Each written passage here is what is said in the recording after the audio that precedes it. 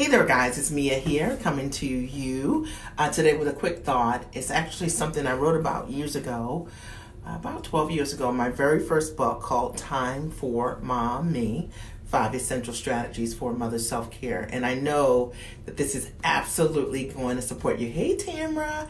And the message today is, do you have a connection place? Now, I'm coming to you from my home sauna. And this is my connection place now, but it wasn't always. Before I had home sauna, I always had my office, or I found a space in my house that hey there, darling. Hey, D. Renee, that I absolutely love, that was mine. So I do recommend that for those of us who are high achievers, we're action takers, we're go-getters, we're go-givers. One of the things that's really important is that inside of your home, you have a place where you can just do you. And the things that you need to get clear are there, or it allows you to get away from the family. In my case, the dog. My dog is somewhere close by.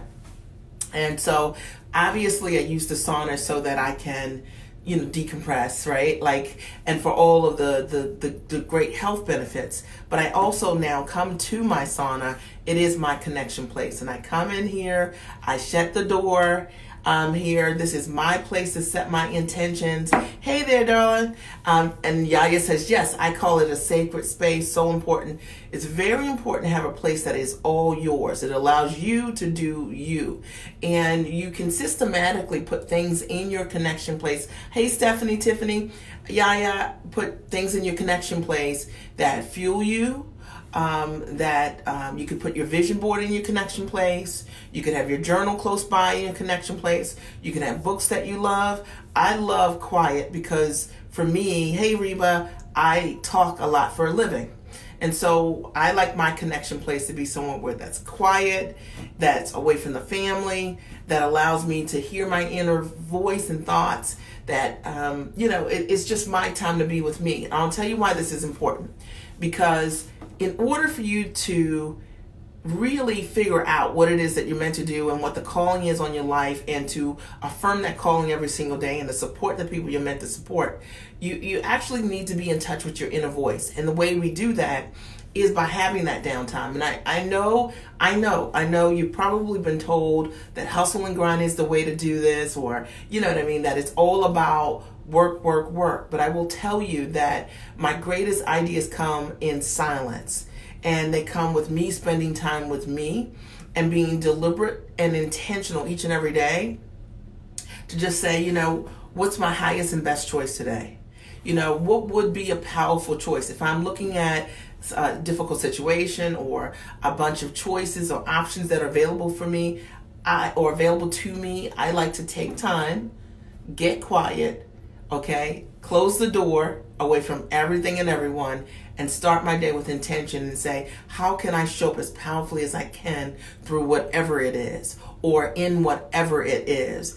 And it's only then, when I'm quiet like that, do I then make a decision about what my next step is. And I hope that there's something that I've said that supports you, because I think a lot of times in business we talk so much about hustle and grind and living our dream and making money, that what I found to be one of my highest gifts has been the fact that I do less well. I actually get quiet each and every day. It's part of my system for myself. I start my work day. I think a lot of you guys that know me, you know this. I start my work day every day pretty much at 1 o'clock. I will not take an appointment before 1 o'clock. It's just part of my system, and I only check emails on Mondays. It's part of my system. And I want you to know this.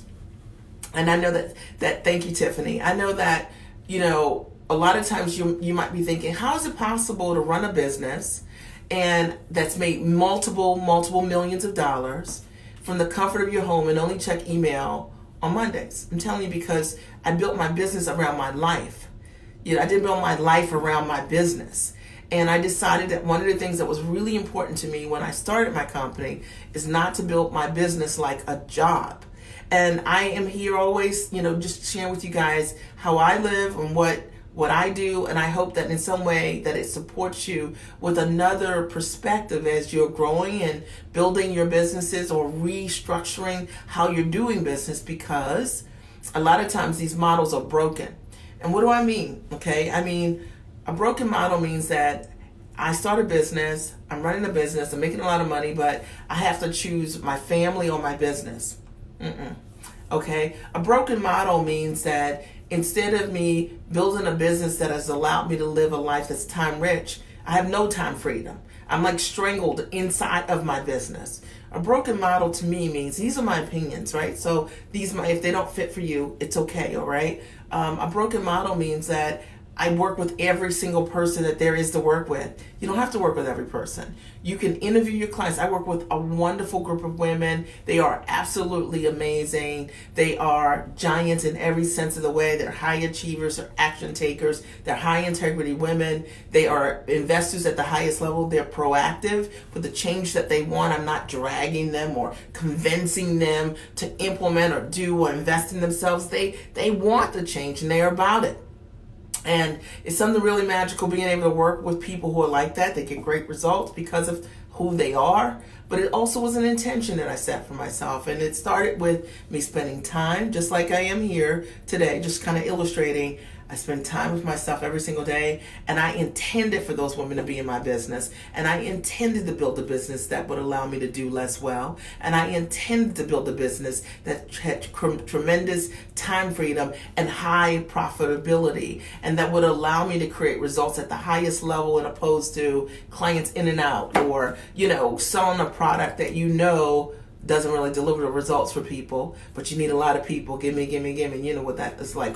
Overcharging clients, not delivering value, all that kind of stuff that people do. So my point today is, do you have a connection place? And if you do not have a connection place, I want to challenge each and every person here in this community to create one. This is my new connection place, but I've always had one, and I wrote about it in my very first book, In Time for Mommy, 5 Essential Strategies for Mother Self-Care. Taught tons of women through my system the importance of having a connection place, because it is where you can hear yourself think, and that you can choose the highest choice for yourself and in your life. Is this making sense? Is this supporting you guys? So I hope that it is. I love you so much. And are there any questions today about anything that I've shared?